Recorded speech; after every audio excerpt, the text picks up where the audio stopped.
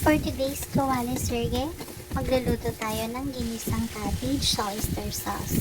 So, ginisa ko lang yung bawang, sibuyas, yung manok, tsaka yung oyster sauce. After ko maikisa yung mga yon, nilagay ko na yung cabbage.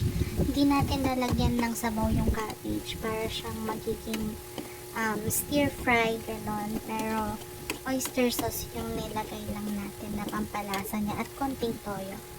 And at the same time naman, nagluluto ako ng potato wedge.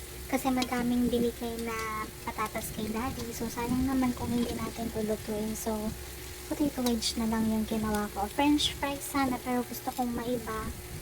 So, potato wedge ang ginawa ko. So, sabay ko silang niluluto nung repolyo, tsaka yung potato wedge.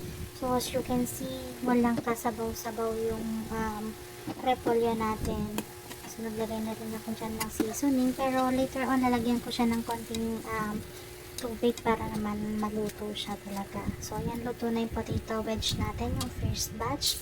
Hindi naman siya sulog kasi hindi naman siya pauling.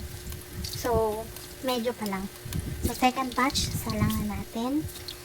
Yung potato natin is kaninang umaga ko hiniwa yan. Tapos, binabad ko lang siya sa tubig na may asin, saka ko siya nilagay sa ref. So, ayan na, malapit nang maluto yung repolyo natin. And medyo nagmamadali na tayo kasi kailangan natin pumasok.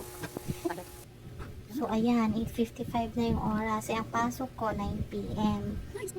Kaya nagmamadali na ako dyan na mag-login. Tapos nakasabay pang tagal magbukas ng laptop. Diyos ko po. Ayan na, ayan na. Lagi na tayo at hindi pa natin naluluto yung ulam. So, pero anyway, work from home naman kaya pagsasabay-sabayin ko na.